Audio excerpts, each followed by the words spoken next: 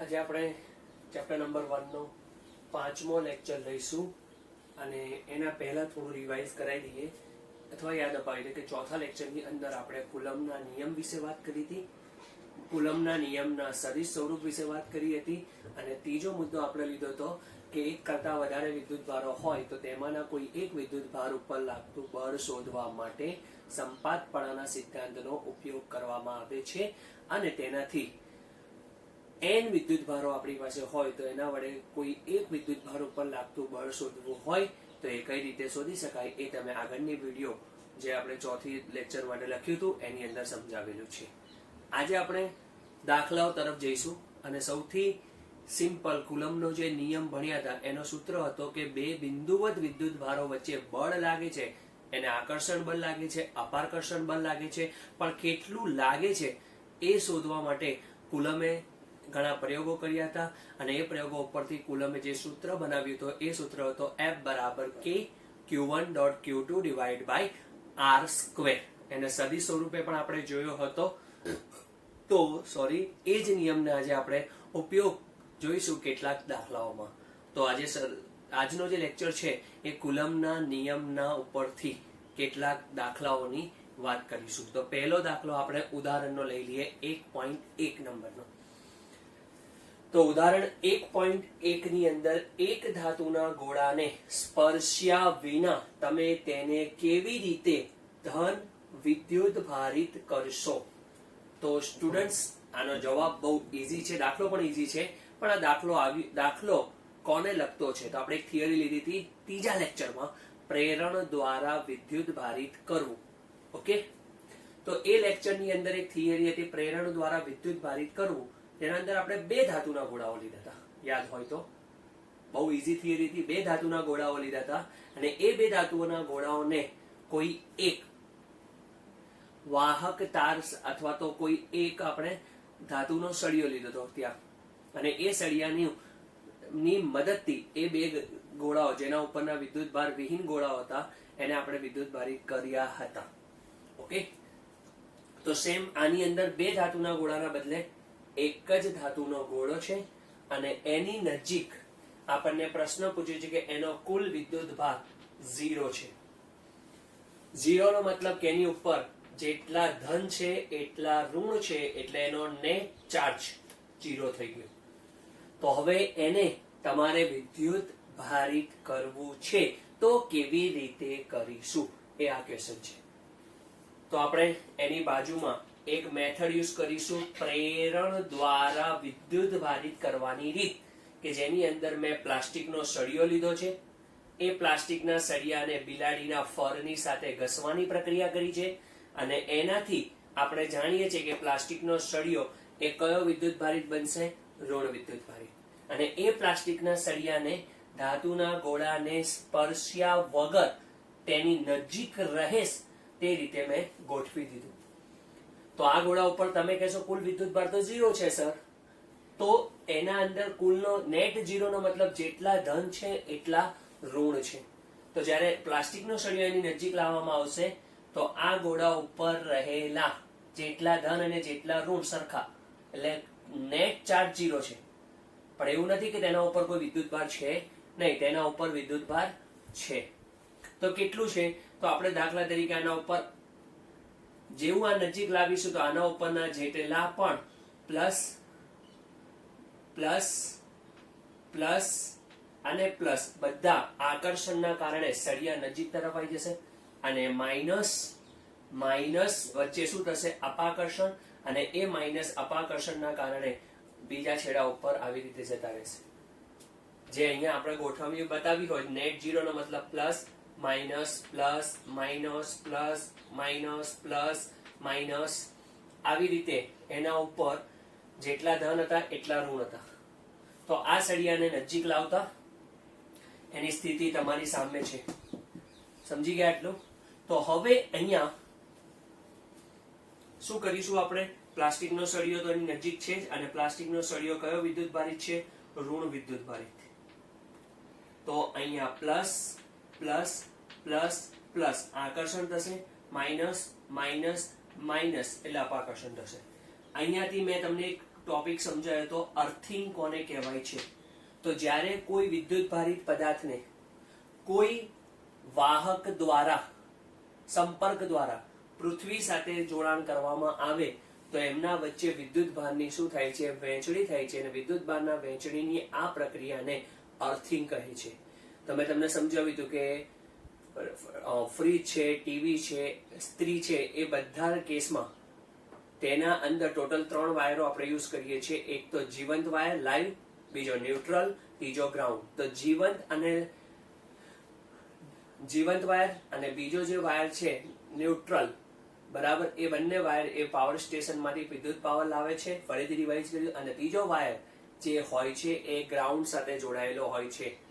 Okay. અને એ wire તમારું જે બોડી હોય છે ટીવીની, ફ્રીજની, એ બોડીની સાથે એનું કનેક્શન થાય છે. તો જ્યારે કોઈ પ્રોબ્લેમ થાય અથવા તો લાઈવ વાયર, તમારું જીવંત વાયર, એ જો તમારી ટીવીના ઉપકરણને ટચ કરે અંદરથી, તો એના જેટલા પણ વિદ્યુત ભારો આવતા હોય એ બધા વિદ્યુત ભારો, કેમ કે ટીવીની બોડી સાથે આપણે કયો વાયર ટચ કરાય છે, લાઈવ, સોરી ગ્રાઉન્ડ વાયર. તો જેટલા પણ વિદ્યુત ભારો હશે એ બધા વિદ્યુત ભારો બોડી પર આવશે, અને બોડી પર તમે હાથ લગાવશો ટીવીને તો તમને કરંટ લાગશે. એટલે એ વખતે એ બધા વિદ્યુત ભારો, કેમ કે એની સાથે કયો વાયર ટચ થાય છે, ટીવીની બોડી સાથે ગ્રાઉન્ડ વાયર, અને એ ગ્રાઉન્ડ વાયર મારફતે વિદ્યુત ભારો સીધા એ પૃથ્વીની અર્થની અંદર જતા રહે છે. જેથી આપણને કઈક ખામી સર્જાય છે, કઈક પ્રોબ્લેમ થાય છે, ત્યારે બોડીને હાથ લગાવો છો ટીવીની, ફ્રીજની, એસીની, ત્યારે આપણને કોઈ પણ પ્રકારનો ઝટકો લાગતો નથી. એટલે તમે સમજી ગયા છો અર્થિંગનો કેટલો મહત્વ છે. તો અહીંયા આપણે અર્થિંગ કરી દીધું, અને બીજું એ પણ તમને આગળ બતાવ્યું હતું કે પૃથ્વી એ અનંત વાહકતા ધરાવે છે. એટલે કે પૃથ્વી ઋણ વિદ્યુત ભારને પણ લઈ શકે છે, પૃથ્વી ધન વિદ્યુત ભારને પણ લઈ શકે છે. એટલે પૃથ્વીની વાહકતા કેવી છે, ખૂબ જ વધારે, એટલે અનંત છે. ઓકે. તો એ ગમે તેટલા લઈ શકે છે વિદ્યુત ભારો. તો આ કેસની અંદર અહીંયાથી હવે તમે કહેશો કે જો પૃથ્વી પાસે આટલા બધા વિદ્યુત ભારો હોય તો આપણે ચાલીએ તો આપણને ઝટકો કેમ નથી લાગતો? તો કે એક પ્રક્રિયામાં વિદ્યુત ભારો એ લે છે તો બીજા કોઈ પદાર્થોને વિદ્યુત ભાર આપતો પણ હશે. એટલે બેલેન્સ થઈને પૃથ્વી કેવી રહે છે, ન્યુટ્રલ રહે છે. આપણે તમને ક્લિયર કરી દઉં કે જ્યારે પૃથ્વીમાં આટલા બધા વિદ્યુત ભારો એ લે છે તો એનાથી આપણને કરંટ કેમ નથી લાગતો? તો એક જગ્યા ઉપર ઇલેક્ટ્રોન લેતો હશે તો કોઈક એવી બીજી જગ્યા ઉપર એ કોઈ બીજા પદાર્થને જે એના સંપર્કમાં આવતો હશે એને વિદ્યુતભાર આપતો પણ હશે. જેથી એના અંદરનો વિદ્યુતભાર કેવો રહે છે, જેટલું છે એટલું જ રહે છે. જેટલા પ્લસ એટલા માઇનસ. એટલે પૃથ્વી પણ કેવી છે, તટસ્થ છે. બધા ડાઉટ્સ ક્લિયર કરી દીધા. તો અહીંયા દાખલામાં તો કઈ છે નહીં, અહીંયા આપણે અર્થિંગ કરી દીધું. તો જેટલા પણ ઋણ વિદ્યુત ભારો છે એ બધા વિદ્યુત ભારો નેગેટિવ એ આનાથી ગ્રાઉન્ડ મારફતે એ ક્યાં ચાલ્યા જશે, જમીનમાં. અને એ જમીનમાં ચાલ્યા જશે તો એના ઉપર હવે માત્ર કયા વિદ્યુત ભારો રહેશે, ધન વિદ્યુત ભારો. પ્લાસ્ટિકનો સળિયો તો હજુ એની નજીક તો છે જ, રાઈટ. અને હવે જો આ પ્લાસ્ટિકનો સળિયો દૂર કરી દેવામાં આવે તો સરે આગળ બતાવ્યું હતું કે જ્યારે કોઈ ધાતુ પર વિદ્યુત ભાર આવે છે ત્યારે એ વિદ્યુત ભારો સમગ્ર સપાટી પર વિતરિત થઈ જાય છે. તો આ રીતે જેના ઉપરનો કુલ વિદ્યુત ભાર 0 હતો એને તમે આવી રીતે એના ઉપર ખાલી ધન વિદ્યુત ભાર લાવી દીધું એટલે આ ગોળો કેવો થઈ ગયો, વિદ્યુત ભારિત થઈ ગયો પ્રેરણ દ્વારા. સિમ્પલ થિયરી છે. ઓકે. આ તો તમારો ફર્સ્ટ એક્ઝામ્પલ કે બે ધાતુના ગોળાના બદલે એક ધાતુનો ગોળો કઈ રીતે વિદ્યુત ભારિત કરી શકાય છે. ક્લિયર છે બધાને? કોઈ પણ ડાઉટ્સ હોય તો તમે લોકો મને મેસેજ કરશો તો હું તમને ફરીથી શીખવાડી દઈશ. હવે ઉદાહરણ નંબર 1.2 ઉપર આવી જઈએ. બહુ ઈઝી એક્ઝામ્પલ છે, એમસીક્યુ માં પૂછાય કે એક પદાર્થમાંથી બીજા પદાર્થમાં દર સેકન્ડે, રકમ જોઈ લો, તમારી પાસે ચોપડીમાં પણ અવેલેબલ છે, રકમની તો ચિંતા નથી, ચોપડી લઈને બેસજો. 10⁹ ઇલેક્ટ્રોન જતા હોય તો બીજા પદાર્થ ઉપર કુલ 1 કુલમ વિદ્યુતભાર થવા માટે કેટલો સમય લાગશે? તો છોકરાઓ એક્ઝામ્પલ આ એક પદાર્થ છે, આના ઉપરથી વિદ્યુત ભારો જઈ રહ્યા છે, અને આના ઉપર આવી રહ્યા છે. આ એક પદાર્થ છે. 1 સેકન્ડની અંદર 10⁹ ઇલેક્ટ્રોન આના ઉપર આવીને બેસી રહ્યા છે. તો આપણે કહી શકીએ કે એક ઇલેક્ટ્રોન જો આવીને બેસે, મને કહેજો એક ઇલેક્ટ્રોન આવે તો તેના ઉપર કેટલો વિદ્યુતભાર થઈ જાય? 1.6 × 10⁻⁻19 કુલમ. ઋણ નિશાની અત્યારે ધ્યાનમાં નથી લેતા. તો એના ઉપર તો કેટલા ઇલેક્ટ્રોન આવે છે? 10⁹ ઇલેક્ટ્રોન આવે તો જમા થતો વિદ્યુત ભાર કેટલો? તો જમા થતો વિદ્યુત ભાર એની ઉપર એક આવે તો 1.6 × 10⁻⁹ 19 કુલમ, અને 10⁹ આવે તો 10⁹ ગુણ્યા 1.6 × 10⁻19 કુલમ. તેથી જમા થતો વિદ્યુતભાર 1.6 × 10⁻13 કુલમ જમા થાય. સિમ્પલ દાખલો છે. એક ઇલેક્ટ્રોન જો આવીને બેસે, એના ઉપર એક આવીને બેસે તો કેટલો વિદ્યુતભાર આવે? તમે બોલો. 1.6 × 10⁻19 કુલમ. ઓકે, હું પૂછું તમને તે રીતે તમારા માઇન્ડમાં આન્સર તૈયાર કરવાનો. ભલે તમે સામે જવાબ નહીં આપી શકતા, પણ ઓન ધ સ્પોટ તમારા માઇન્ડમાં તો ક્લિક થવું જોઈએ. તો આટલા વિદ્યુતભાર એની ઉપર આવી જાય તો 10⁹ ઇલેક્ટ્રોન આવીને બેસી જાય એના ઉપર તો કેટલા એક આવવાથી આટલું, તો 10⁹ આવે તો કેટલો વિદ્યુતભાર જમા થઈ ગયો?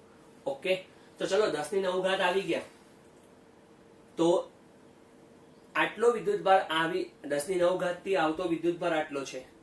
ક્લિયર છે? તો આટલો વિદ્યુતભાર આવતા 1 સેકન્ડ લાગે છે.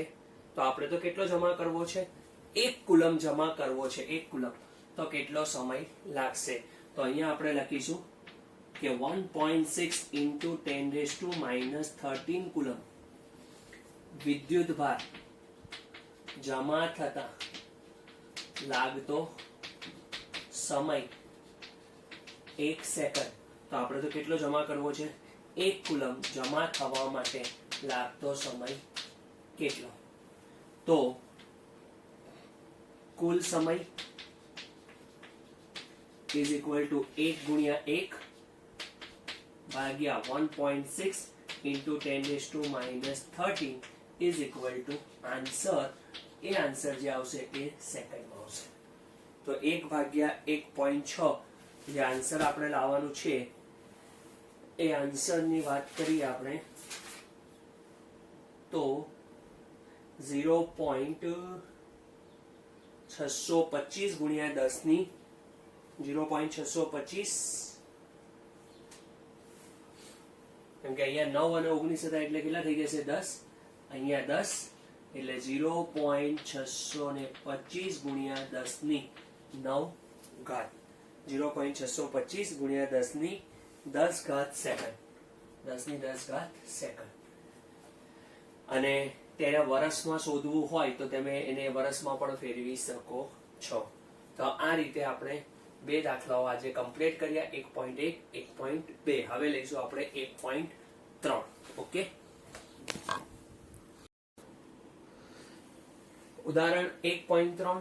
એક પ્યાલા પાણીમાં કેટલા ધન અને કેટલા ઋણ વિદ્યુતભારો હશે? તો આપણે પહેલા તો એક પ્યાલા પાણીમાં કેટલો પાણી છે એક પ્યાલામાં એ ધારી લઈશું 250 ગ્રામ. જે બુકમાં આપેલું નથી, ધારવું પડશે 250 ગ્રામ. તો આપણે પાણીના 1 મોલનું દળ લઈ લઈએ. પાણીના 1 મોલનું દળ અથવા 1 મોલ પાણીનું દળ કહી દઈએ. તો પાણીની અંદર 1 મોલનું દળ તેના અણુભાર જેટલો થાય. તો H2O તેનો અણુભાર કેટલો થશે? 18 ગ્રામ. તો પાણીના 1 મોલનું દળ 18 ગ્રામ. તો આપણે જાણીએ છીએ કે 18 ગ્રામ એટલે 1 મોલ, અને 1 મોલમાં રહેલા અણુઓની સંખ્યા એવોગાડ્રો અંક થઈ જશે. ક્લિયર છે? બહુ આરામથી જઈશું આપણે. તો આપણે પાણી પ્યાલામાં કેટલું પાણી ધાર્યું છે? 250 ગ્રામ. તો 250 ગ્રામમાં રહેલા અણુઓની સંખ્યા કેટલી? તો અણુઓની સંખ્યાને આપણે n કહી દઈશું. જોઈ લો, 250 ગુણ્યા 6.02 × 10⁻23 and divide by 18. એટલે આન્સર આવી જશે n is equal to 83.611 into 10⁻23 અણુઓની સંખ્યા. તો પાણીના એક અણુની વાત કરો તો એક અણુમાં 2 હાઇડ્રોજન હોય છે H2O અને 8 ઓક્સિજનના પરમાણુઓ હોય છે. તેથી પાણીના એક અણુમાં 10 પ્રોટોન અને 10 શું થશે? ઇલેક્ટ્રોન હોય છે. પાણીનો અણુ તટસ્થ છે એટલે એમાં 10 પ્રોટોન અને 10 ઇલેક્ટ્રોન. તો એક પ્રોટોનનો અણુ હોય તો એની પાસે 10 પ્રોટોન છે. પાણીનો એક અણુ હોય તો એમાં 10 પ્રોટોન છે અને 10 ઇલેક્ટ્રોન. તેથી એક અણુમાં ધન વિદ્યુતભાર કેટલો થયો? +10e. અને એક અણુમાં ઋણ વિદ્યુતભાર કેટલો થયો? -10e. આપણે તો આખા એક અણુનું નહીં, એક પ્યાલામાં કેટલા છે એ શોધવાનું છે. અને પ્યાલામાં અણુઓની સંખ્યા તો આપણે લોજિકલી શોધેલી છે આવી રીતે. તો આટલા અંદર અણુઓ બેઠેલા છે. તો એક અણુ તમે ઉપાડો, એની અંદર +10e પ્રોટોનનો વિદ્યુતભાર અને -10e એ ઇલેક્ટ્રોનનો વિદ્યુતભાર થયો. તેથી પ્યાલામાં ટોટલ ધન વિદ્યુતભાર શોધવા હોય તો = એક અણુ પાસે રહેલો વિદ્યુતભાર ગુણ્યા અણુઓની પ્યાલામાં રહેલા અણુઓની સંખ્યા. એવી જ રીતે ઋણ વિદ્યુતભાર શોધવો હોય તો સંખ્યા તો સેમ જ છે, +10e અને આનો વિદ્યુતભાર થશે -10e. તો પછી અણુઓની સંખ્યા એની અંદર એના વડે ગુણી નાખીએ આપણે, કેમ કે પ્રોટોનનો વિદ્યુતભાર બંને પાસે સેમ જ છે. તો ઇલેક્ટ્રોનનો પણ ઋણ વિદ્યુતભાર તમે ગણો તો 10e × n, 10 × 1.6 × 10 - 19 અને ઇન્ટુ આવા અણુઓની સંખ્યા કેટલી છે? 83.61 × 1023. એ જ રીતે ઋણ વિદ્યુતભાર ગણો તો જવાબ એને જ આવશે, કારણ કે બંનેમાં પ્રોટોનનો વિદ્યુતભાર એક અણુમાં અને ઇલેક્ટ્રોનનો વિદ્યુતભાર બંનેમાં કેવા છે? પાણીના એક અણુમાં સમાન છે. +10e -10e. એક અણુમાં રહેલો ધન વિદ્યુતભાર અને ઋણ વિદ્યુતભાર સરખો છે. તેથી ધન વિદ્યુતભારો અને ઋણ વિદ્યુતભારોનો જવાબ તમારી સામે છે 1.34 × 10⁷ કુલમ -1.34 × 10⁷ કુલમ થશે. ફરીથી ફટાફટ એક રિવાઇઝ કરી દો તમને. એક પ્યાલા પાણીમાં કેટલા ધન અને કેટલા ઋણ વિદ્યુતભારો હશે? તો આપણે પ્યાલામાં પહેલા તો અણુઓની સંખ્યા શોધવી પડે પાણીની, અને એ શોધવા માટે આપણી પાસે એવોગ્રેડો અંક છે, રાઈટ? તો એના પહેલા આપણે નક્કી કરવું પડશે કે પ્યાલામાં પાણીનું દળ કેટલું છે. તો આપણે ધારી લીધું કે પાણીનું દળ એ 250 ગ્રામ લઈ લઈએ. તો પાણીના 1 મોલનું દળ લઈ લઈએ. પાણીના 1 મોલનું દળ આપણે જાણી લઈએ. પાણીના 1 મોલનું દળ, તો 1 મોલ પાણીનું દળ થાય છે 18 ગ્રામ. 1 મોલ પાણીનું દળ 18 ગ્રામ. તો પાત્રની અંદર તો આવા તો 250 ગ્રામ પાણી ભરેલું છે. તો એમાં અણુઓની સંખ્યા કેટલી થશે? 1 મોલનું દળ 18 ગ્રામ થાય. તો 18 ગ્રામ બરાબર 1 મોલમાં રહેલા અણુઓની સંખ્યા આટલી. તો આપણી પાસે તો 250 ગ્રામ છે. એમાં રહેલા અણુઓની સંખ્યા કેટલી?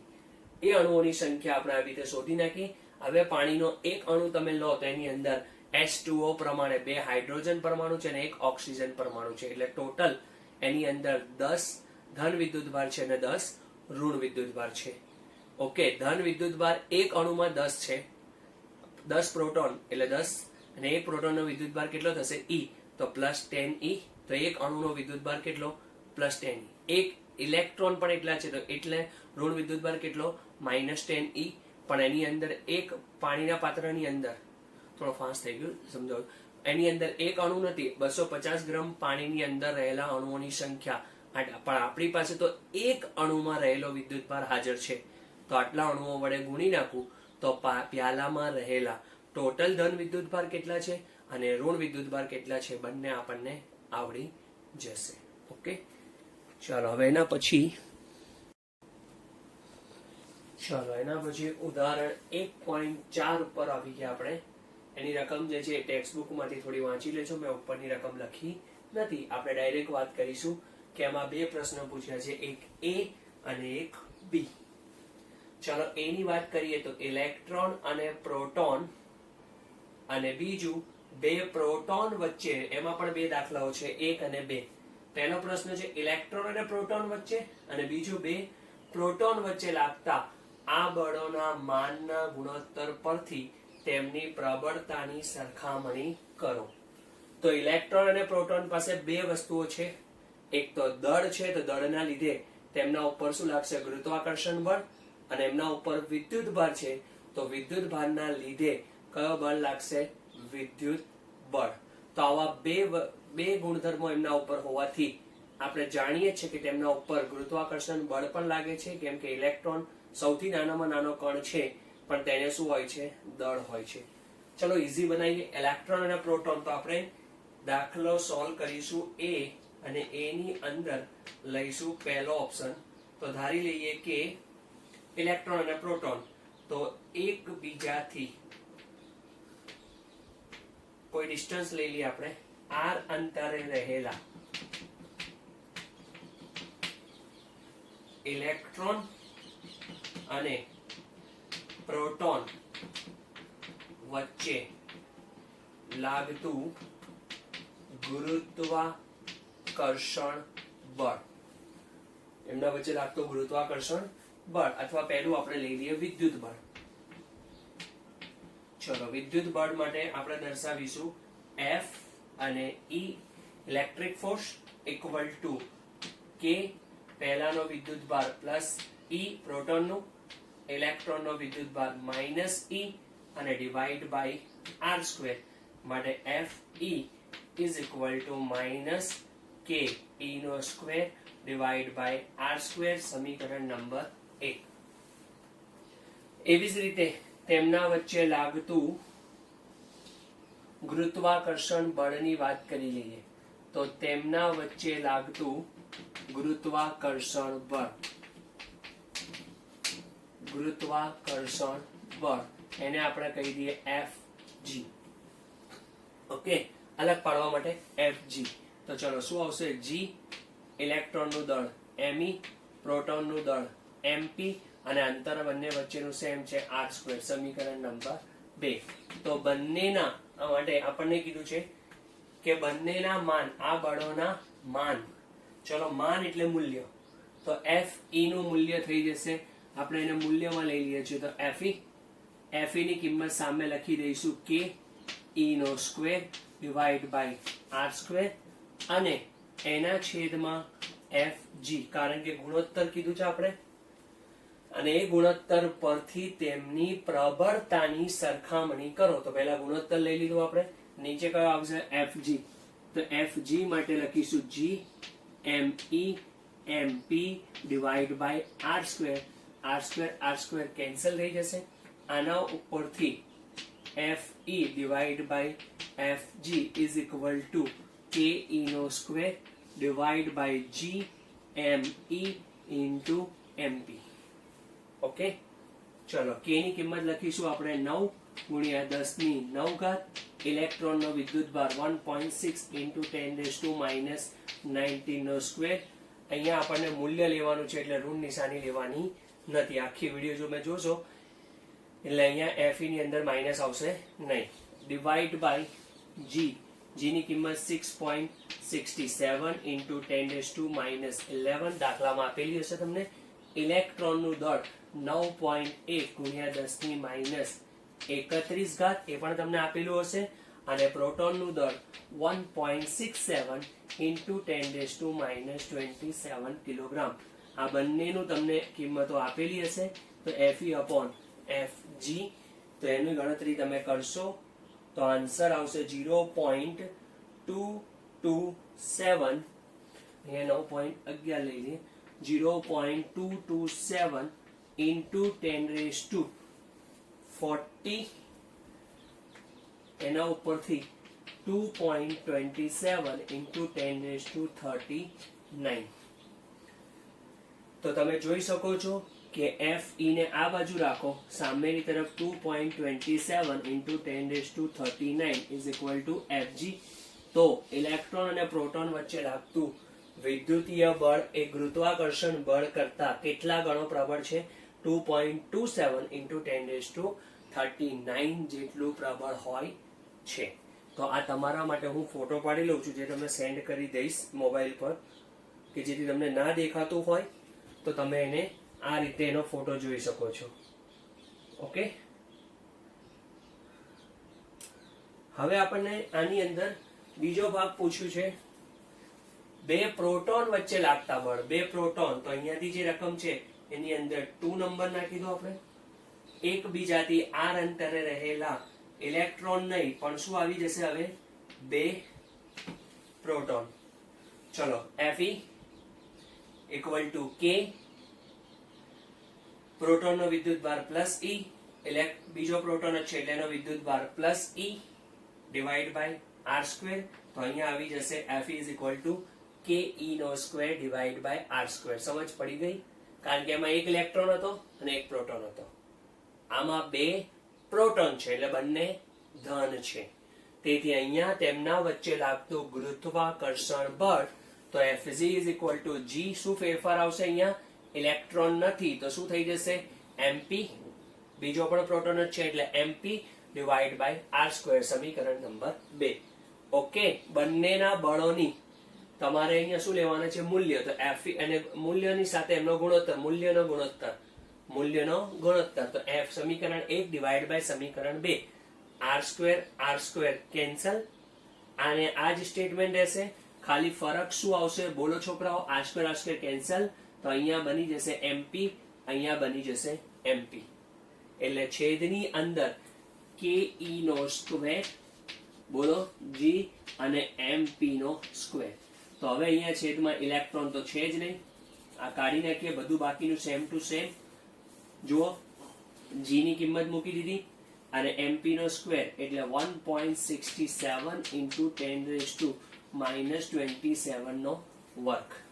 તો અહીંયા તમારો આન્સર આવે છે 1.25, કેમ કે હવે હું ગણતરી એટલે નહીં કરી શકતો. 1.2517 into 10⁻36, અને જેને તમે ફેરવો 1.257 છે એટલે તમે એને લખી શકો છો અહીંયા 1.3 into 10⁻36. આ તમારો ફાઇનલ આન્સર થઈ ગયો. Okay, Fe divide by Fg. તો આના ઉપરથી Fe is equal to 1.3 into 10⁻36 Fg. તો આમાં પણ સરખામણી કરવી હોય તો આપણે કરી શકાય કે બે પ્રોટોન વચ્ચે લાગતું વિદ્યુતીય બળ ગુરુત્વાકર્ષણ બળ કરતા પ્રબળ તો છે. પ્રબળતાની સરખામણી કરો તો કોણ પ્રબળ છે? અહીંયા વિદ્યુત બળ. કોના કરતા? ગુરુત્વાકર્ષણ બળ કરતા. કેટલા ગણો પ્રબળ છે? તો તમે જોઈ શકો 10⁻36 ગણું એનાથી શું રહેલું છે? પ્રબળ રહેલું છે. થોડું ડિસ્ટર્બન્સ થશે તમને, કેમ કે આ હું તમારા મૂકી દઈશ તો એનો ફોટો પણ પાડી લઉં છું, જેથી તમને હેલ્પ થાય કે જો અત્યારે અક્ષર ના વંચાતા હોય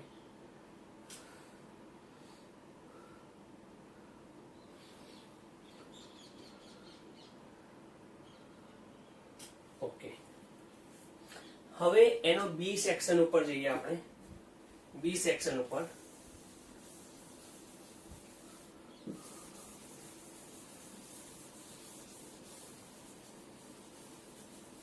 ચલો બી સેક્શન ઉપર જઈશું આપણે.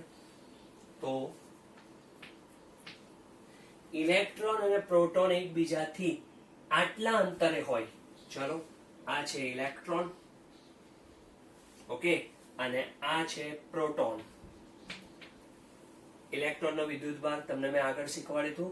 સૌથી નાનામાં નાનો કોણ છે? ઇલેક્ટ્રોન અને પ્રોટોન, અને એ મૂળભૂત વિદ્યુતભાર છે, અને એ મૂળભૂત વિદ્યુતભારને E તરીકે લેવામાં આવે છે, અથવા એમનો વિદ્યુતભારને E તરીકે લેવામાં આવે છે. તો એકબીજાથી 1 એંગસ્ટ્રોમ જેટલા દૂર હોય તો R બરાબર 1 એંગસ્ટ્રોમ. તો તેમના પરસ્પર આકર્ષણ બળથી ઉદ્ભવતા ઇલેક્ટ્રોન અને પ્રોટોનનો પ્રવેગ શોધો. બહુ સિમ્પલ એક્ઝામ્પલ છે. જ્યારે તમે આ વિડીયો જુઓ છો ત્યારે પહેલા ફર્સ્ટ તમારી જાતે, કેમ કે સર તમને ક્લાસમાં આવા દાખલાઓ તમારાથી સોલ્વ કરાવી નાખે છે, કેમ કે આ તમને ઓલરેડી હવે તો આવડી જશે. કેમ કે બંને વચ્ચે એક નેગેટિવ છે અને એક પોઝિટિવ છે, એટલે કયો બળ લાગશે? આકર્ષણ બળ. ઓકે, અને એ આકર્ષણ બળ લાગશે તો એમના વચ્ચે લાગતું વિદ્યુતીય બળ Fe બરાબર K Q1.Q2 divide by R square. કે Q1 ની જગ્યા ઉપર પ્રોટોન, ચલો ઇલેક્ટ્રોન લેવું છે તમારે, ઇલેક્ટ્રોન, અને આ બાજુ લઈ લઈએ છે પ્રોટોન ડિવાઈડ બાય તેમના વચ્ચેનું અંતર R સ્ક્વેર, જે આપણે લખીએ છીએ અત્યારે. આટલું બળ થઈ ગયું. તો ચલો કેટલું બળ થશે એમના વચ્ચે? F E is equal to minus, પણ અહીંયા આપણે મૂલ્ય લઈ લઈએ છીએ, મૂલ્ય તો કે ઈ નો square divide by R square. K ની કિંમત 9 ગુણ્યા 10 ની 9 ઘાત, ઇલેક્ટ્રોનનો વિદ્યુત ભાર 1.6 ઇન્ટુ 10⁻⁻19 નો સ્ક્વેર, અને આર સ્ક્વેર એટલે 1 એમસ્ટ્રોંગ, 1 એમસ્ટ્રોંગ એટલે 10⁻10 ઘાત એનો સ્ક્વેર. આ બધાની ગણતરી તમે કરશો તો તમારો આન્સર આવશે બળનું 2. ચલો તમારી ગણતરી પ્રમાણે લખું તો 23.04 ગુણ્યા 10 ની -9 ન્યૂટન. આટલું એમના વચ્ચે શું લાગશે? બળ. જેને તમારે 2 પોઈન્ટમાં ફેરવવું હોય તો Fe is equal to 2.3 into 10⁻⁻8 newton. આટલું બળ લાગે છે. તો ન્યૂટનના ગતિના બીજા નિયમ પરથી, કેમ કે તમે જોઈ શકો છો બે વચ્ચે આકર્ષણ બળ લાગે તો બંને એકબીજા તરફ શું કરશે? ગતિ કરશે. અને ગતિ કરે તો બળના કારણે ગતિ કરે તો ન્યૂટનની ગતિના કયો નિયમ? બીજા નિયમ પરથી. ઇલેક્ટ્રોન માટે લખીએ તો ઇલેક્ટ્રોન માટે ma is equal to 2.3 into 10⁻⁸. આવી રીતે લખી શકાય. ચલો નહીં ખબર પડતી તમને ફરીથી, ન્યૂટનની ગતિનો બીજો નિયમ F is equal to ma. તો અહીંયા જે બળ છે, કેમ કે તમે પોતે જો આકર્ષણ બળ લાગે છે એટલે બંને જણા શું કરશે? ગતિ કરશે. અને ગતિ કરશે તો એના અંદર શું ઉત્પન્ન થશે? પ્રવેગ. તો આપણે ન્યૂટનની ગતિનો બીજો નિયમ અહીંયા લગાવી, F બરાબર ma. સમીકરણ નંબર 1, સમીકરણ નંબર 2. તો આ બંનેને સરખાવી દઈએ સમીકરણ 1 અને 2 ઉપરથી. તો ડાબી બાજુ લખીશું ઇલેક્ટ્રોન માટે તો me ae is equal to 2.3 into 10⁻⁸. કેમ કે આ બંને ઉપર લાગે છે આકર્ષણ બળ, બંને ઉપર બળ તો સેમ જ છે. સમજમાં આવે છે? તો આમાંથી ઇલેક્ટ્રોનનો શોધવો હોય તો ae બરાબર 2.3 into 10⁻⁸ ડિવાઈડ બાય me. તો 2.3 into 10⁻⁸. ઇલેક્ટ્રોનનું દળ 9.11 ગુણ્યા 10 ની -31 ઘાત, એટલે ઇલેક્ટ્રોનનો પ્રવેગ આવશે e બરાબર 2.5 into 2.5 into 10⁻22 મીટર પર સેકન્ડનો સ્ક્વેર. Okay, 2.5 into 10⁻12. અને આવી જ રીતે પ્રોટોનનો શોધવો હોય તો પ્રોટોન માટે લખીશું આપણે ap is equal to 2.3 into 10⁻⁸ divide by પ્રોટોનનું દળ 1.66 અથવા mp.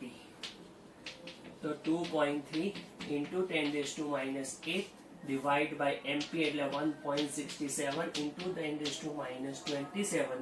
માટે પ્રોટોનનો પ્રવેગ આવશે 1.4 ગુણ્યા 10 ની 19 ઘાત મીટર પર સેકન્ડનો સ્ક્વેર. ઓકે, તો આ તો દાખલા નંબર 1, ઉદાહરણ નંબર 1.4.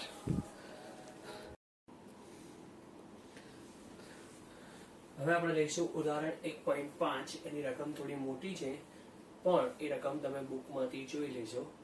પણ હું એને એવી રીતે અહીંયા એક્સપ્લેન કરું છું કે તમને રકમ સમજમાં આવી જશે. તો અહીંયા આકૃતિમાં દર્શાવ્યા પ્રમાણે બે ધાતુના ગોળાઓ છે A અને B. એ ચોપડીમાં એની આકૃતિ આપેલી છે. ઓકે, અને એકને અહીંયા નાયલોનની દોરી વડે લટકાવેલો છે ગોળાને, અને આ ધાતુના ગોળા ઉપર ટોટલ ચોપડીમાં બતાવ્યા પ્રમાણે 4 વિદ્યુત ભારો છે. કેટલા વિદ્યુત ભારો છે? 4. અને આ ગોળા ઉપર ટોટલ 1 અને 2 વિદ્યુત ભારો છે. ઓકે, આવી રીતે તમને આપેલું છે. એ ગોળા ઉપર 4 વિદ્યુત ભાર છે અને બી ગોળા ઉપર આ રીતે આપેલા છે. તો આને આપણે કહીએ આકૃતિ A. તો આકૃતિ A માં બે ગોળાઓ ઉપરના વિદ્યુત ભારો ધારો કે, બોલો ચલો ધારી લઈએ, એકનો Q1 ધારી લઈએ અને બીજાનું Q2 છે, અને તેમના વચ્ચેનું અંતર R1 છે. અંતર R1 છે. તો એમના વચ્ચે લાગતા બળને છોકરાઓ શું કહી દઈશું આપણે? F1. આનો વિદ્યુતભાર આપણે ધારી લીધો છે Q1, બીજાનો વિદ્યુતભાર Q2, તો K Q1 Q2 divide by R1 નો સ્ક્વેર, સમીકરણ નંબર 1. જ્યાં Q1 એના ઉપર વિદ્યુતભાર જે આપેલો છે એ આપણે ધારી લીધું છે Q1, અને બીજા ઉપરનો વિદ્યુતભાર કેટલું ધારી લીધું છે? Q2, અને તેમના વચ્ચેનો અંતર આ જે 10 સેન્ટીમીટર છે એને આપણે R1 કહી દઈએ. શું કહી દઈશું? R1. ક્લિયર છે આટલું? હવે બી વાળી આકૃતિમાં એક ગોળો C લો અને બીજો ગોળો D લો. A અને B તો છે જ. એ ઉપર ટોટલ કેટલા વિદ્યુતભાર છે? 4. અને આના ઉપર કેટલા વિદ્યુતભાર છે? 2. તો C અને D એ વિદ્યુતભાર વિહીન ગોળાઓ છે જેના ઉપરનો કુલ વિદ્યુતભાર 0 0 છે. કેટલું છે? 0 0. પણ જ્યારે એમને C ની સાથે સ્પર્શ કરાવવામાં આવે છે અને B ને D ની સાથે સ્પર્શ કરાવવામાં આવે છે, તો આપણે એક રીત શીખી હતી કે વિદ્યુતભારિત કરવા માટેની એક મેથડમાં જ્યારે બે વિદ્યુતભારિત ગોળાઓ એકબીજા સાથે સ્પર્શ કરાવવામાં આવે છે તેના જેવો જ ગોળો હોય તો બંને વચ્ચે વિદ્યુતભારની શું થાય છે? આપ-લે થાય છે. તો અહીંયા A અને C બંને સ્પર્શ કરાવી દેવામાં આવશે અહીંયા. તો આના ઉપરનો વિદ્યુતભાર, આની ઉપર 4 વિદ્યુતભાર છે અને તેના જેવો તે સાઈઝનો, યાદ રાખજો તેના જેવો જ ગોળો કીધો છે એટલે તેના જેવાનો મતલબ મટીરીયલ પણ સેમ, સાઈઝ પણ સેમ, બધું સેમ હોય તો પહેલા તો આની પાસે 4 વિદ્યુતભાર છે, આની પાસે 0, તો બંને વચ્ચે વિદ્યુતભારની શું થશે? આપ-લે થશે. આ પણ એક પ્રક્રિયા છે વિદ્યુતભારિત કરવાની. એ આપ-લે કરે તો ત્યાં સુધી આપ-લે થશે કે આના ઉપરના 2 થઈ જશે અને આના ઉપર કેટલા થઈ જશે? 0 માંથી 2. સિમિલરલી આની પાસે 2 વિદ્યુતભાર છે તો આની પાસે 1 થઈ જશે, આની પાસે 1 થઈ જશે, એટલે 2 માંથી બંને વચ્ચે 1 1 જતા રહેશે. 4 માંથી આની પાસે 2, આની પાસે 2 થઈ જશે. આવું કર્યા બાદ A અને B ગોળાઓને તમે જોશો તો A ઉપર કેટલા ચાર્જ છે? પ્લસ પ્લસ, અને B ઉપર કેટલો ચાર્જ છે? 1 જ. તો હવે આ સ્થિતિમાં તેમના વચ્ચે લાગતું, આ સ્થિતિમાં A અને B વચ્ચે લાગતું બળ ફરીથી શોધો. તો પહેલામાં A અને B વચ્ચે અહીંયા 4 હતા, અહીંયા 2 હતા વિદ્યુતભારો, જેને આપણે ધારી લીધું હતું કે એક ઉપર વિદ્યુતભાર કેટલો ધારી લીધો હતો આપણે? Q1. આના ઉપર કેટલો ધારી લીધો હતો? Q2. અને જેની પાસે 0 વિદ્યુતભાર છે, C અને D પાસે કેટલા છે? 0. એવા ગોળાઓ સાથે એનું સંપર્ક કરાવીને અલગ કરતા, તો બંને વચ્ચે સંપર્ક કરાવો છો ત્યારે વિદ્યુતભારની શું થશે? આપ-લે થશે. આની પાસે 4 વિદ્યુતભાર છે, એમાંથી 2 વિદ્યુતભાર આની પાસે રહેશે, 2 વિદ્યુતભાર આની પાસે, અને સંપર્ક કરાવ્યા બાદ અલગ કરતા, અલગ કરીએ છીએ તો A ઉપર 4 ના બદલે હવે કેટલા વિદ્યુતભાર આવી ગયા છે? 2, અને B ઉપર 2 ના બદલે કેટલા આવી ગયા છે? 1. તો જ્યારે 4 હતા એને આપણે Q1 કીધું, ઓકે, તો આમાં 2 થઈ ગયા. એક્ઝામ્પલ કે અહીંયા 10 કુલમ હોત તો એના અડધા તમે કેટલા કુલમ કહેતા? 5 કુલમ. Very good. અહીંયા 20 કુલમ હોય તો કેટલા કહેતા? 10 કુલમ. અહીંયા 50 હોય તો 25, કારણ કે 4 માંથી ટોટલ 4 માંથી અહીંયા કેટલા થઈ ગયા? 2 થઈ ગયા. તો આપણે એના અડધા થઈ જાય છે તો અડધાને બતાવવા માટે એના ઉપરના નવો વિદ્યુતભાર તમે તો તમારી રીતે ચલો Q1 ડેશ પ્રક્રિયા બાદ આનો વિદ્યુતભાર થઈ ગયો Q2 ડેશ, અને એમના વચ્ચેના અંતરને કહી દઈએ છીએ આપણે Q1 ડેશ, Q2 ડેશ, અને ડિસ્ટન્સને કહી દઈએ છીએ R1 ડેશ. ઓકે, તો Q1 ડેશ તમે શોધશો તો Q1 ડેશ કેટલા થઈ જશે? Q1/2. Q2 ડેશ શું થઈ જશે? Q2/2. અડધા થઈ ગયા. અને ડિસ્ટન્સ R1 ડેશ કહી દઉં તો R1/2, કેમ કે R1 કેટલા હતા? 10, 10 ના કેટલા થઈ ગયા? 5. તો અહીંયા હું લખું છું કે પ્રક્રિયા બાદ આકૃતિ નંબર C માં, ઓકે, કેટલો વિદ્યુતભાર આવશે? તો એ વિદ્યુતભારને આપણે Q1 ડેશ કહી દઈએ તો Q1 ડેશ બરાબર પહેલા કરતા અડધું, Q2 ડેશ એ પણ Q2 કરતા અડધું અને ડિસ્ટન્સ 10 સેન્ટીમીટર માંથી કેટલું થઈ ગયું 5 સેન્ટીમીટર એટલે ડિસ્ટન્સ ને આપણે જો R1 ડેશ કહી દઈએ તો R1/2 તેમના વચ્ચે લાગતું બળ તેમની વચ્ચે લાગતું બળ એ બળને આપણે F1 ડેશ કહી દઈએ તો F1 ડેશ બરાબર K Q1 dash Q2 dash divide by R1 dash નો સ્ક્વેર તો K Q1 ડેશ ની કિંમત Q1/2 એની કિંમત Q2/2 અને ડિસ્ટન્સ એનો વર્ગ છે એટલે 12 વર્ગ આવશે R1/2 ઓકે તો આના ઉપરથી K Q1 Q2 2 2 4 એ નીચે જતા રહેશે નીચે R1 નો સ્ક્વેર અને અહીંયાથી 2 નો વર્ગ ઉપર આવી જશે અહીંયા 4 તો 4 અને 4 કેન્સલ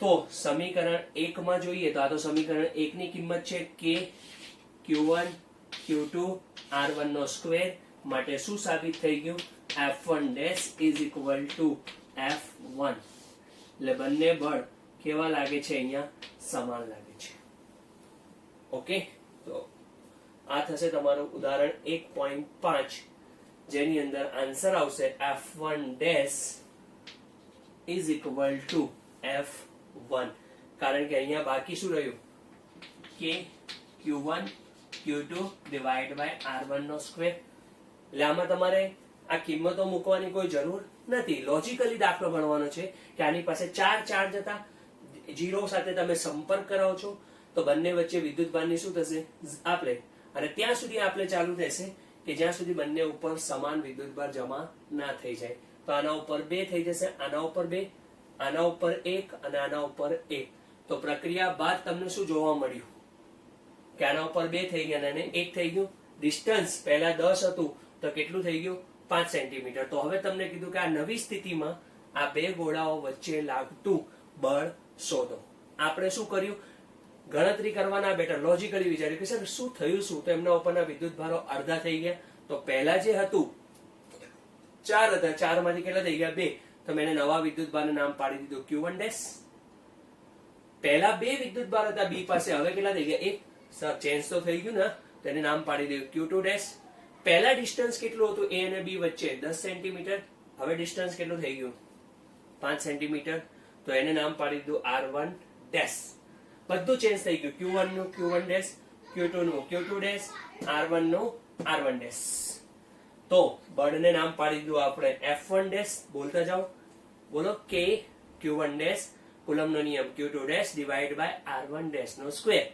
પણ આપણી પાસે Q1 ડેશ લોજિકલી વિચારેલું છે Q1/2 Q2 dash logically Q2/2 divide by distance change થઈ ગયો R1 dash is equal to R1/2 નો સ્ક્વેર 4 4 કેન્સલ થઈ જશે સર જે જવાબ આવ્યો એ તો સમીકરણ નંબર 1 મુજબ મળે છે માટે આ સ્થિતિમાં લાગતું બળ એ પહેલા જેટલું જ થાય એટલે આન્સર આવે F1 dash is equal two F1 okay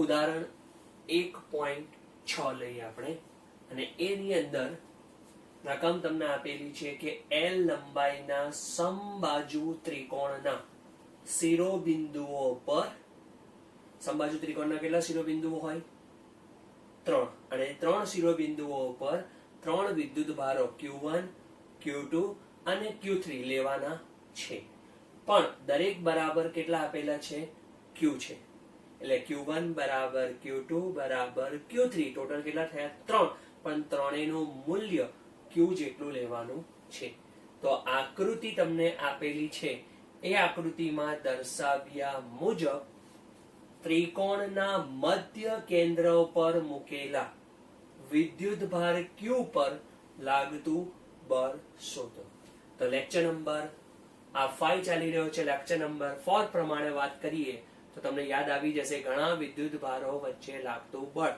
તો અહીંયા ઘણા કેટલા છે તમે ગણો તો ત્રિકોણના 3 શિરોબિંદુ એટલે 1 2 અને 3 અને ચોથું કયું છે કેપિટલ Q જે મધ્ય કેન્દ્ર ઉપર મૂકવાનો છે તો ટોટલ તંત્ર કેટલા વિદ્યુતભારોનો થઈ ગયો 4 આપણી પાસે તો n વિદ્યુતભારો વડે લાગતું બળ શોધવા માટેનો સૂત્ર રેડી છે, કુલમનો નિયમ અને સંપાતપણાનો સિદ્ધાંત. તો અહીંયા તો ટોટલ 4 જ વિદ્યુતભારો છે, તો એકદમ ઇઝીલી થઈ જશે કે 3 વિદ્યુતભારો જે છે એના વડે કેપિટલ ક્યુ, અહીંયા માર ખાવા વાળો કોણ છે? કેપિટલ ક્યુ. ઓકે, મેં તમને સમજાવ્યું હતું કે એમાંથી ટપલી કોને મારવાની છે એ શોધી નાખો. તો અહીંયા કીધું છે કે મધ્ય કેન્દ્ર ઉપર મૂકેલા વિદ્યુતભાર પર લાગતું બળ શોધો. તો એક ઉપર, ટોટલ 4 છે, તો એક ઉપર બાકીના 3 શું લગાડશે? બળ. તો Q1 વડે લાગતું બળ. ચલો ઈઝી દાખલો પહેલા સમજી લો, પછી તો લખવાનું છે. Q2 વડે લાગતું બળ, Q3 વડે લાગતું બળ. આ 3 બળો શોધી, એટલે 3 બળો કેમ અલગ અલગ શોધ્યા? કેમ કે કુલમના નિયમની મર્યાદા છે, જે માત્ર કેટલા વિદ્યુતભારો માટે છે? 2. તો અહીંયા 2 ની જોડ લઈ અને પછી સંપાતપણાના સિદ્ધાંતનો ઉપયોગ કરી એ બધાના બળોનો સરવાળો કરી દઈએ તો પરિણામી બળ મેળવી શકીએ છીએ. તો ટાર્ગેટ શું છે? મધ્ય કેન્દ્રને આપણે કેપિટલ G વડે દર્શાવી દઈશું અને એના ઉપર લાગતું બળ. અહીંયા મારે જગ્યા ઓછી છે એટલે હું આ રકમ કાઢી નાખીશ, કારણ કે મેં તમને લોજિક આપી દીધો છે કે આ રકમમાં કરવાનું શું છે. ઓકે, એટલે અહીંયાથી હું રકમ કાઢી નાખું છું સમજાવવા માટે. તો એક અહીંયાથી ત્રિકોણ લઈ લઈએ છીએ, સમબાજુ ત્રિકોણ, કેમ કે બધું જ એની આકૃતિ ઉપરથી તમને ખબર પડી જશે. તો આ રહ્યો એક સમબાજુ ત્રિકોણ, એનો એક શિરોબિંદુ અહીંયા છે, એના ઉપર વિદ્યુતભાર કેટલો છે? Q1. બીજો શિરોબિંદુ અહીંયા છે, એના ઉપરનો વિદ્યુતભાર Q2. ત્રીજો શિરોબિંદુ અહીંયા છે, તેના ઉપરનો વિદ્યુતભાર Q3. બટ આપણને અહીંયા કીધું છે Q1 is equal to Q2 is equal to Q3 is equal to Q. લો, ઓકે. બીજું સમબાજુ છે હોવાથી AB is equal to, આપણે નામ આપી દઈએ A, આને કહી દઈશું B, આને કહી દઈશું C. તો AB is equal to BC is equal to AC is equal to L. દરેક લંબાઈ સરખી રહેશે. 3 મધ્યગાઓનો સંગમ બિંદુ, એટલે એક આ મધ્યગા દોરી દીધી આપણે, બીજી મધ્યગા આ દોરી દઈએ છે, ત્રીજી મધ્યગા આ દોરી દઈશું. તો 3 મધ્યગાઓનો સંગમ બિંદુ એટલે આને નામ પાડી દઈશું મધ્ય કેન્દ્ર G. એના ઉપર કયો વિદ્યુતભાર રહેલો છે? Q. તો Q પર લાગતું બળ, તો તમે એને કહી શકો કે Q ઉપર લાગતું બળ, તો સરનું ટાર્ગેટ છે કે Q વાળા બિંદુને G નામ પાડી દીધું મધ્ય કેન્દ્ર. તો FG બરાબર FG. તો G ઉપર કોણ બળ લગાડશે? A વાળું, એને કહીશું FGA. F ઉપર B વાળો બળ લગાડશે એટલે FGB, અને F ઉપર C વાળો બળ લગાડશે તો FGC. આ તમારો ટાર્ગેટ થઈ ગયો. ઓકે, આને કહી દઈશું સર આ દાખલાનું સમીકરણ નંબર 1. ચલો શરૂઆત કરીએ આપણે. A પરના Q1 વડે, A પરના Q1 વડે લાગતું બળ, અને એને આપણે લખી દઈશું અહીંયા FGA. ચલો FGA. તો એ બળ માટે મૂલ્ય લખવું હોય તો પહેલા મૂલ્ય માટે શું આવશે? K. એનો વિદ્યુતભાર લેવાનું છે અહીંયા Q1. તો Q1 બરાબર તો શું છે? Q લેવાના છે એટલે Q, કેમ કે દરેક ઉપર વિદ્યુતભાર કેટલો લેવાનો છે? Q. તો આ Q જેના ઉપર લગાડે છે કેપિટલ Q અને બધા વચ્ચેનું અંતર, તો અહીંયા લખી દઈએ કે મધ્ય કેન્દ્ર એ બધા જ શિરોબિંદુઓથી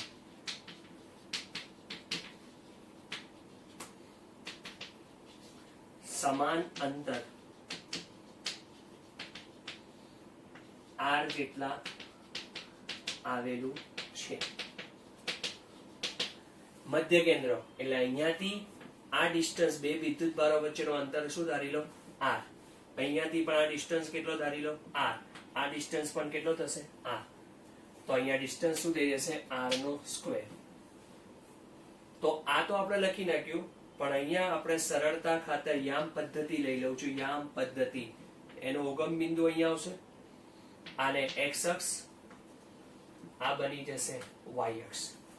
ઓકે, તો તમે જોઈ શકો છો કેમ કે સમબાજુ ત્રિકોણ છે એટલે ત્રિકોણ 2D માં આવશે, એટલે અહીંયા એક્સ વાય ઝેડ ની જરૂર નથી, માત્ર ખાલી એક્સ અને વાય. તો એક્સ અને વાય તમે અહીંયા ધારી લીધું. તો આ બળની દિશા કઈ તરફ જાય છે? નીચે તરફ. અને નીચે તરફ તો ઉગમ બિંદુથી ઉપર ધન વાય. આના વડે આના ઉપર લાગતું બળ હું શીખવાડું છું. આ દાખલો બહુ કન્ફ્યુઝ કરે છે, એકદમ ઈઝી રીત છે. આ આના ઉપર બળ લગાડે છે, આ પણ પ્લસ છે, આ પણ પ્લસ છે. તો પ્લસ પ્લસ વચ્ચે બળ કઈ દિશામાં જાય? બોલો, બહારની તરફ અપાકર્ષણ. એટલે બળની દિશા કઈ તરફ આવશે? અહીંયા નીચેની તરફ આવશે. આ નીચે તરફને લેવા માટે મારી પાસે અહીંયા ઋણ વાય દિશા. તો સર અહીંયા જો તીર મૂકે તો અહીંયા સરને લખવું પડે માઇનસ જે કેપ, સમીકરણ નંબર 2. ઓકે, દિશા મળી ગઈ. તો હવે આપણે વાત કરીએ બી પરના કોના વડે? Q2 વડે લાગતું બળ. કોના ઉપર? મધ્ય કેન્દ્ર ઉપર. તો મધ્ય કેન્દ્ર G છે, કોણ લગાડી રહ્યો છે? B. ચલો ધ્યાન આપી દો. અહીંયા બળ હંમેશા બંને વિદ્યુત ભારોને જોડતી રેખા ઉપર હોય છે. જોઈ લો, ચલો જોઈ લો. પહેલી તો વાત આ થઈ ગઈ. બીજું, બંને પ્લસ છે એટલે બળની દિશા કઈ તરફ જશે? અહીંયા બહારની તરફ. એટલે આ દિશા અપાકર્ષણ થશે. હવે આ દિશા ના તો એક્સ અક્ષ છે ના તો વાય અક્ષ છે. તો તમે અહીંયા લખી શકો કે સર આ તો એવું થઈ ગયું કે એફ જી બી લો સર, એફ જી બી. અને આ શું હતું? એફ જી એ. એફ જી એ માં ઈઝી હતું કેમ કે દિશા કઈ તરફ આવતી હતી? ઋણ વાય. એફ જી બી ના તો એક્સ અક્ષ ઉપર છે ના તો વાય અક્ષ ઉપર છે. એટલે અહીંયા સમબાજુ ત્રિકોણ છે તો ત્રણેય ખૂણાઓની કિંમત કેટલી હશે? 60. 60. આ પણ 60. તો એનું હાફ કેટલું થાય? 30. અને હાફ કેટલું થશે? 30. જો 30 થઈ જાય તો આ બાજુ તરફ બળના ઘટકો પડશે એફ જી બી કોસ 30 અને આ બાજુ તરફ બીજો ઘટક પડશે. મેં ના કીધું બધું જ, બધી સમજ આકૃતિમાં છે. F G B sine 30. F G B cos 30, F G B sine 30. Okay, તો અહીંયા આપણની પાસે એફ જી બી એટલે કે એફ જી બી ના બે ઘટકો પડશે. એફ જી બી કોસ 30 અને આ કઈ દિશા છે? ધન એક્સ એટલે કોસ 30 આઈ કેપ. અને આ બીજો જે ઘટક પડશે એ એફ જી બી સાઇન 30 અને જે કેપ. ચલો આપણે લખી દઈએ કે એફ જી બી મૂલ્ય મારે લખવું હોય કે એફ જી બી કેટલું થાય? તો K small Q capital Q, distance તો આર સ્ક્વેર થશે, કોસ 30 અને I cap plus K small Q capital Q divide R square sine 30 અને જે કેપ. ઓકે, તો હવે વાત આવશે. ચલો હવે આ તમારે ડિસ્કસ કરવાની છે કે સી પરના Q3 વડે લાગતું બળ. ચલો કોપી ટુ કોપી છે. બળ લાગે છે એટલે આ વાળો વિદ્યુતભાર આના ઉપર બળ લગાડે છે. બંને પ્લસ છે એટલે અપાકર્ષણ થશે. એટલે દિશા કઈ તરફ આવશે? બહારની તરફ. એટલે આ તમારું થશે અહીંયા એફ જી સી. તો એના બે ઘટક પડશે. એક ઘટક આ બાજુ તરફ જશે, એક ઘટક ઉપરની તરફ જશે. તો આપણે લખવું હોય તો F G C is equal to, છોકરાઓ કોસ ઘટક આ બાજુ તરફ છે, આ બાજુ કઈ અક્ષ હશે? માઇનસ એક્સ અક્ષ. તો minus F G C cos 30 I cap અને પ્લસ આ ઉપરની તરફ જશે તો એફ જી સી સાઇન 30 જે કેપ. ચલો એફજીસી ની એટલે બળ છે, મૂલ્ય, બળનું મૂલ્ય લખવું હોય તો minus K small Q capital Q, distance તો તમે જોઈ શકો છો R square cos 30 I cap અને plus K Q Q divide by R square sine 30 અને જે કેપ. આને કહી દઈશું સમીકરણ નંબર 3, આને કહીશું સમીકરણ નંબર 4. તો હવે આપણે કુલ બળ શોધવું છે. Fg is equal to FGA plus FGB plus FGC. તો એની કિંમતો આપણે લખી દઈએ. સમીકરણ 2 ઉપરથી minus K Q small Q divide by R square અને ઇન્ટુ જે કેપ. ઓકે, ચાલો હવે લખીશું FGB. ચલો FGB માટે plus K capital Q small Q divide by R square cos 30 I cap plus ચલો plus K Q divide by R square sin 30 અને into J cap. ચલો FGC આ રહ્યું. ચલો મારો સ્ટેપ જુઓ FGC. આ વાળો સ્ટેપ લખીશું. પહેલા આવશે minus K small Q K capital Q into Q divide by R square અને cos 30 કયો કેરેટ છે ત્યાં I કેરેટ. અને બીજો step plus capital K small K divide by R square into sin 30 જે કેપ. આ થઈ ગયું મધ્ય કેન્દ્ર ઉપર લાગતું પરિણામી બળ. હવે આમાંથી સરખા સ્ટેપ તમને બતાવું તો કે ક્યુ આ તો બધામાં છે. cos 30 I કેપ અહીંયા sin 30 જે કેપ છે. આ રે cos 30 I કેપ. ચલો એ તો મળી ગયું. આ માઇનસ છે ને આ પ્લસ. બીજું K Q divide by R square તો આ આખો સ્ટેપ પ્લસ આખો સ્ટેપ માઇનસ કેન્સલ. તો બાકી શું રહ્યું તો FG is equal to minus K capital Q small Q divide by R square into J cap plus ચલો કે ક્યુ આર સ્ક્વેર સાइन 30 જે કેપ કે ક્યુ આર સ્ક્વેર સાइन 30 જે કેપ. આ પણ પ્લસ છે બંનેમાં જે કેપ એટલે 2 times K Q divide by R square અને સાइन 30 જે કેપ. ચલો ક્લિયર છે આટલું.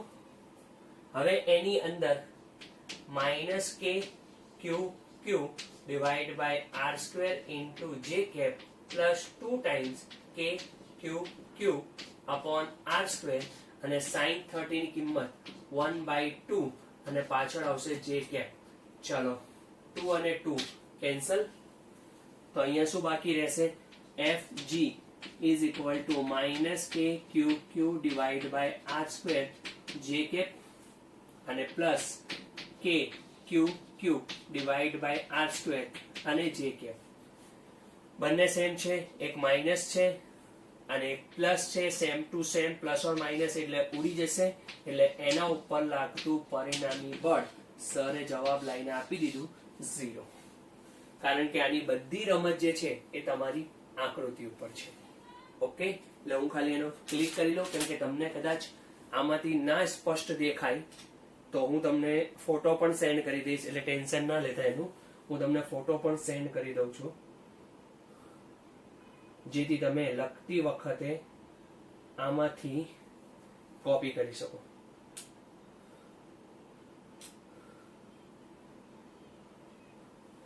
ઓકે, તો આ હતું તમારો એક્ઝામ્પલ જેને હું ફરીથી રિવાઇઝ કરાઈશ અને ફરીથી એવી રીતે રિવાઇઝ કરાઈશ કે માત્ર ખાલી આકૃતિ સમજાઈ દઈશ, તમે દાખલો આખો જાતે ગણી શકો છો. તો જસ્ટ અ મોમેન્ટ, હું તમને ખાલી આકૃતિ સમજાવવા ઉપર ભાર આપી દઉં. પહેલા જગ્યા ઓછી હતી એટલા માટે આપણે આવી રીતે કર્યું. ઉદાહરણ 1.6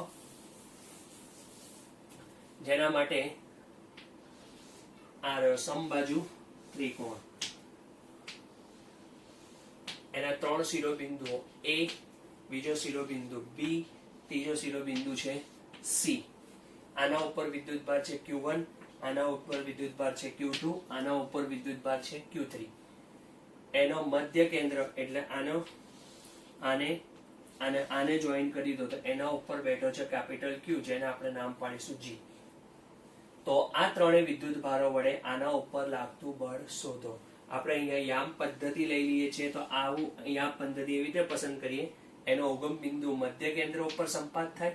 આ +x, આ -x અને અહીંયા લઈ લઈશું આપણે yx અને આ જશે નીચે -yx.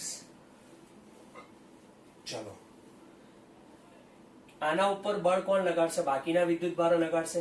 તો પહેલું Q1 વડે લાગતું બળ મારે શોધવું હોય તો ટોટલ તમને ખબર પડી ગઈ કે હવે આના ઉપર 3 જણા બળ લગાડે છે. તો આપણી થિયરી પ્રમાણે માર કોણ ખાઈ રહ્યો છે? Fg. અને Fg ને ટપલી કોણ મારી રહ્યો છે? Fga પ્લસ Fgb અને પ્લસ Fgc. તો પહેલા એ ઉપર રહેલો વિદ્યુતભાર કેટલો વિદ્યુતભાર છે? Q1. તો અહીંયા કીધું છે કે Q1 is equal to Q2 is equal to Q3 is equal to Q0. તો એ ઉપરથી આના ઉપર બળ લગાડે છે. જોઈ લેજો, શીખી લેજો. બંને પ્લસ પ્લસ છે કેમ કે આ છે કેપિટલ Q.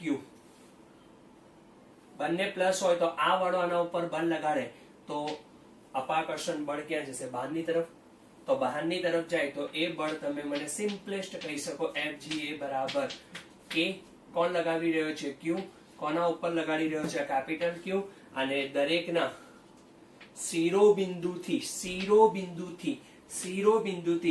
મધ્ય કેન્દ્રનો અંતર સમાન છે R અને R. તો R નો સ્ક્વેર ધારી લીધું ડિસ્ટન્સ. ચલો નિયમ શું છે કુલમનો? ઈઝી કરો. બંનેના વિદ્યુત ભારોના મૂલ્યનો ગુણાકાર અને તેમના વચ્ચેના અંતર કેટલો છે? R નો સ્ક્વેર. ક્લિયર છે આ? અને એની દિશા તો તમે પોતે જોઈ લો. આ પ્લસ છે, આ પ્લસ છે. બોલો અપાકર્ષણ થશે. ને અપાકર્ષણ થાય એટલે આ આને મારે તો આ કઈ તરફ જાય? નીચે તરફ. તો નીચે તરફ માટે કઈ દિશા આવશે? -jk. ચલો આ ક્લિયર છે Fga. હવે વાત કરો Fgb. આની વાત કરીએ આપણે તો લોસ ઓફ ડાયરેક્શન થઈ ગયું Fgb. અપાકર્ષણ જ લાગશે કારણ કે બે વિદ્યુત ભારોને જોડતી રેખા ઉપર હોય તો ગયો બળ અહીંયા. કારણ કે બંને પ્લસ પ્લસ છે તો આ એના ઉપર પુશ કરશે, અપાકર્ષણ લાગશે. અને અપાકર્ષણ લગાડે તો બળની ડાયરેક્શન આ થશે. તો આ સમસ્થિતિ છે, આ પણ સમસ્થિતિ છે. અને અહીંયા ટોટલ ખૂણો કેટલો થાય? સમબાજુ છે એટલે 60 થશે. તો અડધું કેટલું થશે? 30. તો આ જ લાઈનને તમે આગળ લઈ ગયા તો અહીંયા ખૂણો કેટલાનો થશે? 30. કેમ કે મારે ફરીથી દાખલો નથી કરાવવું છે, મારે ખાલી તમને સમજ આપવી છે કે હવે તમે કહી શકો સર એકદમ સમજ પડી ગઈ તો હવે દાખલો તો જાતે કરી લઈશું અમે. તો અહીંયાનો એક ઘટક પડશે, બોલો Fgb cos 30. અને આ બાજુ ઘટક બળ, કેમ કે બળ હંમેશા આમ જતો હોય, જે ના x અક્ષ ઉપર હોય ના y અક્ષ ઉપર હોય. તો એના બે ઘટકો આપણે પાડીશું. એક ઘટક cos ઘટક પડે છે, એક ઘટક sin. તો આ બાજુ વાળો જે ઘટક હશે એ કયો પડશે? sin. તો આખું Fgb તમારે લખવું હોય તો Fgb cos 30. અને cos 30 એટલે આ બાજુમાં આવશે I cap અને આ ઉપર તરફ જાય છે એટલે Fgb sin 30 અને j cap. ઓકે. ચલો હવે તમને ત્રીજું, આના વડે આના ઉપર લાગતું બળ. બહાર દિશા ગઈ Fgc. એના બે ઘટકો પડશે કેમ કે અહીંયા પણ ખૂણો કેટલાનો આવશે? 30 નો. તો Fgc is equal to Fgc cos 30 I cap. Any direction જોઈ લો ભાઈ, ઋણ x. તો અહીંયા શું આવી જશે? માઇનસ અને પ્લસ. શીખવાનું છે, દાખલો તો તમને આખો મેં કરાવી દીધો છે. આ બાજુ ગયો તો એક ઘટક અહીંયા, એક ઘટક અહીંયા. તો plus Fgc sin 30 j cap. તો આ થઈ ગયો Fgb, આ થઈ ગયો Fgc. અને તમારે Fgb એટલે બળ કહેવાય તો એ તમે શું લખશો? મેં આગળ બતાવ્યું kqqq divide by r square, kqqq divide by r square, kqqq divide by r square, kqqq divide by r square. Okay, લા દાખલો ફિનિશ થયો. ઓકે.